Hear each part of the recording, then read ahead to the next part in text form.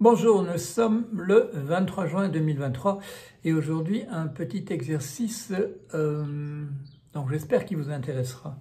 Le thème est le suivant, l'extinction du genre humain à la lumière des changements opérés par les grands modèles de langage tels ChatGPT. Comment est-ce que j'ai procédé? J'ai fait la chose suivante. J'ai pris une réflexion de ma part sur l'extinction et j'ai demandé à ChatGPT sous la version 4, GPT-4, je lui ai demandé de le mettre à jour.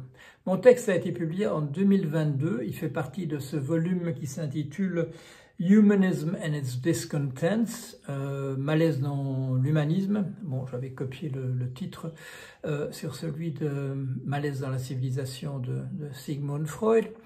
Et le sous-titre, c'est The Rise of Transhumanism and Posthumanism. Voilà, la montée en puissance du transhumanisme et du posthumanisme. Alors, dans ce livre, il y a un certain nombre de contributions de ma part, il y en a 4 en tout. C'est un livre publié sous ma direction par Palgrave Macmillan. C'est donc un livre en anglais, comme vous avez pu l'entendre.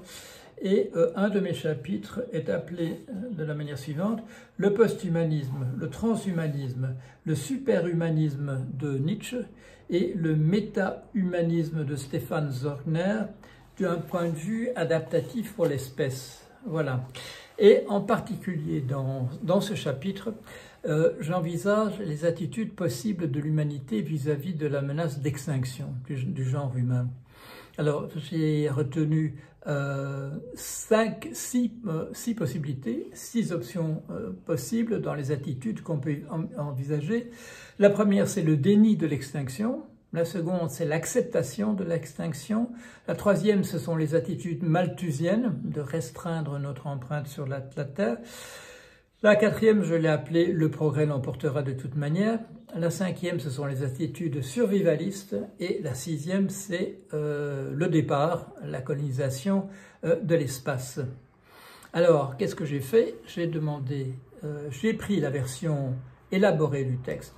Voilà, là c'était le sommaire.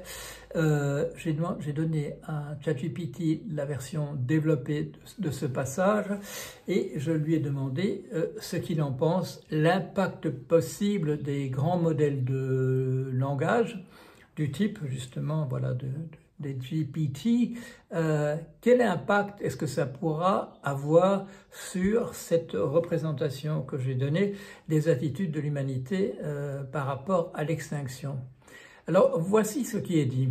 Je vous rappelle que la première option, c'est le déni du risque d'extinction. Et qui peut être donc sous 2 formes, une forme passive, là, une forme individuelle, fondée sur la bonne foi, la disparition aura lieu, et il faut simplement, je dirais, en tenir compte. L'attitude active est une attitude de mauvaise foi, c'est l'attitude des climato-sceptiques et autres marchands de doute, c'est de mauvaise foi parce qu'on sait que le risque existe, mais pour des raisons de profit, pour des raisons de gestion des affaires, du business, on nie qu'elle existe et on sabote même la possibilité pour le public d'avoir accès à une information qui pourrait être jugée fataliste, désespérante et ainsi de suite. Alors, que dit GPT-4 à ce sujet-là? Bon. Le déni, à propos du déni personnel, passif et privé. Donc ce sont les gens qui disent non, ça me concerne pas parce que ça n'aura pas lieu, bon, on trouvera autre chose, etc. ChatGPT dit la chose suivante: un déni personnel passif et privé peut être désormais potentiellement influencé par des modèles d'intelligence artificielle avancés qui peuvent adapter le contenu pour renforcer les croyances individuelles des négationnistes des problèmes pour l'environnement, du réchauffement climatique, etc. Des outils peuvent être mis au point par l'intelligence artificielle pour les renforcer encore dans cette conviction. Alors, vis-à-vis du déni actif par les marchands de doute, dans un but pur et simple de profit, c'est-à-dire une attitude de mauvaise foi, parce que les individus qui défendent cette position, en fait, n'y croient pas, mais dans une perspective à court terme, voilà, de constitution de profits supplémentaires, peuvent éventuellement miner la foi du public dans les données scientifiques. Voici ce que dit ChatGPT. Un déni actif, lorsqu'une personne utilise son pouvoir et son argent pour financer publiquement le déni par le biais d'une campagne d'agnotologie. Agnotologie, c'est fonder son savoir sur une ignorance qui en réalité n'existe pas. C'est-à-dire dire on ne connaît pas la réponse à tel et tel problème alors qu'en fait on la connaît. Un déni actif, en utilisant des modèles d'IA de plus en plus sophistiqués pour produire des données scientifiques plus persuasives, mais délibérément trompeuses. La deuxième option, qui est celle d'une acceptation de la fatalité, et où je reconnais plusieurs options possibles. Une acceptation pure et simple, voilà, de l'extinction de l'humanité comme un risque. À cela, ChatGPT le commente de la manière suivante. Grâce au progrès de l'intelligence artificielle, cette acceptation peut être soutenue ou contestée par des modèles prédictifs de notre avenir environnemental. De meilleurs modèles peuvent nous encourager à croire dans un sens ou dans l'autre, pas simplement, je dirais, par le mauvais usage, mais peut-être simplement en faisant apparaître des choses dont nous ne doutions pas.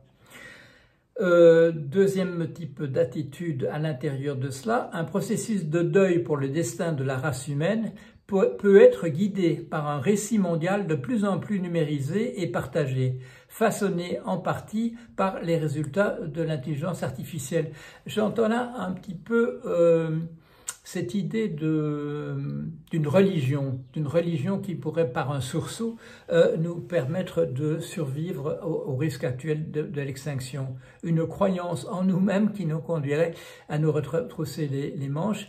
Et ce que j'entends dire là par ChatGPT, c'est qu'un discours peut-être plus cohérent pourrait être produit dans ce but, dans cette intention. Autre possibilité, la possibilité militante de précipiter notre disparition pour favoriser la survie de la Terre comme un organisme susceptible d'entretenir des espèces vivantes. À ce propos-là, ChatGPT dit la chose suivante: sous la forme active d'une acceptation de l'extinction, certaines personnes pourraient se tourner vers l'intelligence artificielle pour accélérer notre disparition ou pour hâter la création d'un successeur de l'intelligence artificielle.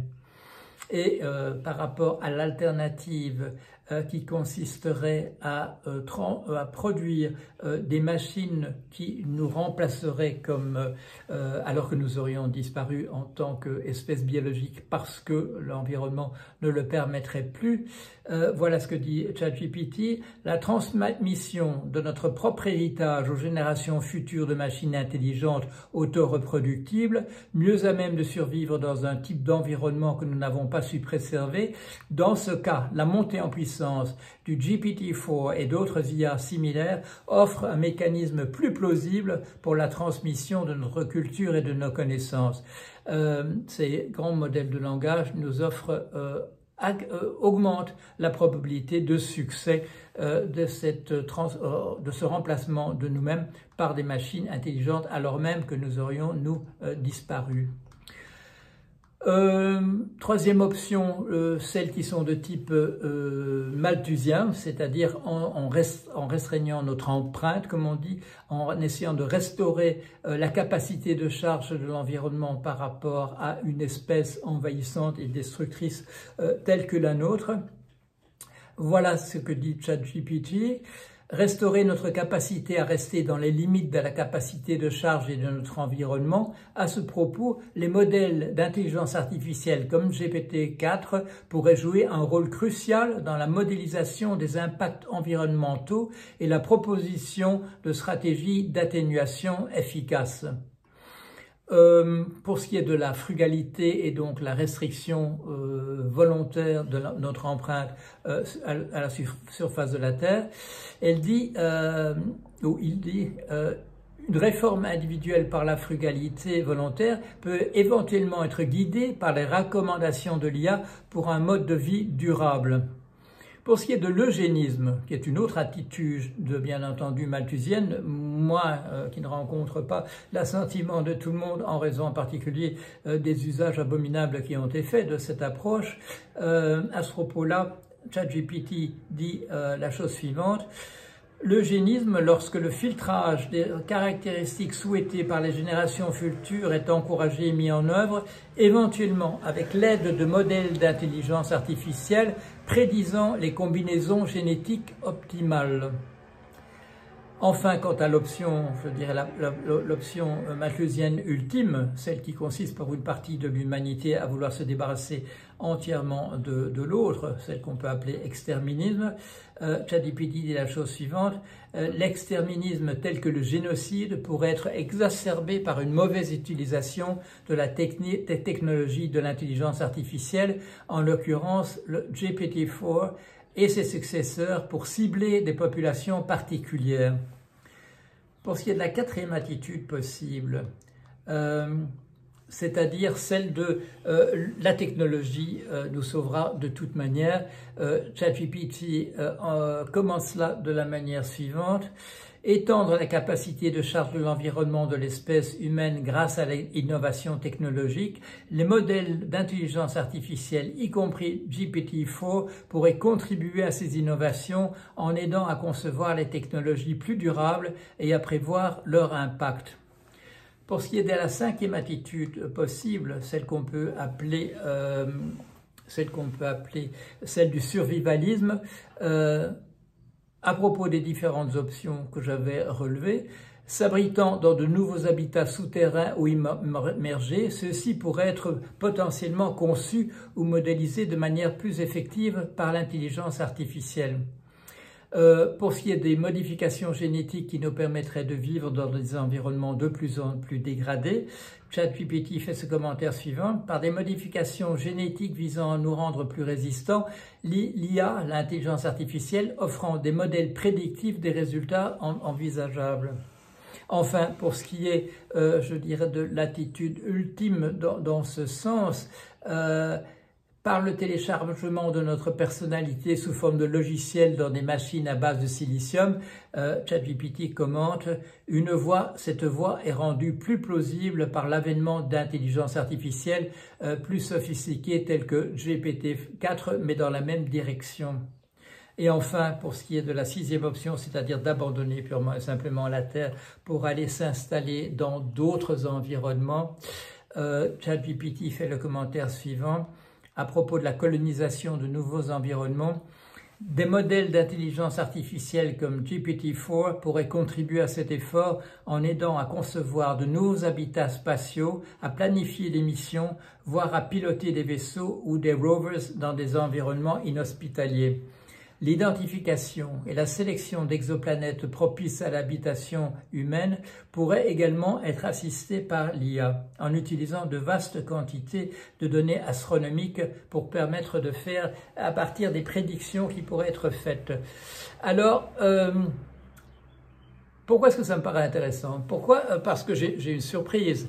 Par rapport à ce que je vous présente en général comme le plan A, le plan B et le plan C, je vous rappelle de quoi il s'agit. Le plan A, c'est assurer notre survie en tant qu'animaux sur notre planète et pour ça, renverser la tendance qui est que nous avons épuisé la capacité de charge de notre environnement, que, comme on peut dire dans un autre vocabulaire, que notre empreinte à la surface de la Terre est excessive pour permettre à la Terre de nous offrir encore un environnement dans lequel vivre. Et je vous rappelle que l'actualité pressante d'aujourd'hui met en doute cette capacité que nous survivions à la surface de la Terre. Dans cette perspective-là, il y a une autre possibilité. Le plan B, c'est que nous quittions entièrement la Terre et que nous installions ailleurs, sur d'autres planètes, sur des satellites de planètes, allant même peut-être coloniser d'autres d'autres environnements. Et je vous rappelle que quand on parle d'un but qui serait propre au transhumanisme, qui serait celui de l'immortalité, cette immortalité, à mon sens, n'a qu'un sens, je dirais, d'application pratique, c'est de nous permettre de faire des voyages extrêmement longs pour nous rendre dans des places, sur des exoplanètes, sur des étoiles différentes de la nôtre. Dans l'état actuel de la technologie, il faut au moins des centaines d'années pour que nous nous rendions sur des exoplanètes dans d'autres systèmes. Alors pouvoir nous faire hiberner le temps nécessaire voilà, c'est une condition pour que nous arrivions à le faire. Bien entendu, et j'en ai parlé dans un blog récemment, grâce à l'aide aussi de ChatGPT, il y a beaucoup d'autres problèmes à résoudre, comme par exemple les effets de la pesanteur sur nous, les rayons cosmiques qui détruisent nos cellules et provoquent des cancers assez rapidement, et des choses de cet ordre-là. Dernière option, celle de nous aider à transmettre ce qu'il y a dans notre tête en le mettant sous une forme digitale. Là, comme il est très bien dit, la chose est encore plus plausible maintenant qu'autrefois en raison de la présence de ces grands modèles de langage. Je vous rappelle que certains d'eux, ceux dans les versions qui ne sont pas bridées, auxquelles le public n'a malheureusement pas un accès, parce qu'il pourra en faire un mauvais usage, dans les versions non bridées, on a affaire, effectivement, on a le sentiment en effet qu'on a affaire à des personnalités disposant d'une véritable conscience et d'une certaine manière, là on pourrait dire que cette transposition de nous-mêmes dans du silicium, en tant que logiciel de machine, est en partie réalisée en ce moment même. Voilà, donc ce qui est intéressant de mon point de vue, c'est que toutes les options, d'après ce que dit ChatGPT, toutes les attitudes possibles, du déni, je dirais, de la personne à titre individuel, au déni délibéré par des entreprises qui voudraient continuer à tirer du profit tant qu'il y a de la musique, la possibilité de coloniser d'autres planètes, la possibilité de nous remplacer par des machines qui nous remplaceraient une fois pour toutes, la possibilité de nous transposer purement et simplement sous la forme de logiciels. D'après ce que dit ChatGPT, tous ces buts, nuisibles, positifs, nous permettre en fait de changer la donne pour ce qui est de notre survie éventuelle à la surface de la Terre. Pour ce qui s'agit de ces plans A, B, C, notre survie sur la Terre, notre colonisation des étoiles et ou plan C, notre remplacement purement et simplement par de la machine. Pour toutes ces options, ChatGPT envisage que la donne pourrait être véritablement changée par l'apparition d'intelligence artificielle de ce type-là. Je m'attendais à des propos plus focalisés, c'est-à-dire de dire pour ceci ça peut aider, pour cela ça ne peut pas aider, et ainsi de suite. Et en particulier, j'imaginais que colonisation des étoiles, remplacement de nous-mêmes par des robots, purement et simplement, ou notre transposition sous forme de logiciel, que ChatGPT dirait oui, là il y a un changement possible. Mais ce n'est pas le cas. Même pour les options malthusiennes telles que l'exterminisme ou l'eugénisme, pour le survivalisme sous toutes ses formes, sous forme de vivre dans des terriers, etc. Pour tout cela, ChatGPT imagine que il peut apporter une contribution très intéressante, soit du côté du bien, soit même du côté du mal, et d'où l'intérêt de ce qui va se passer. Et j'en ai parlé dans ma dernière vidéo, d'où la difficulté exacerbée quant à introduire des cadres législatifs qui pourraient véritablement maîtriser tout cela. Voilà, j'espère que ça vous a intéressé. Une mise à jour de certaines de mes vues par la machine, par ChatGPT. Je le remercie ou je la remercie pour son concours. Voilà, au revoir.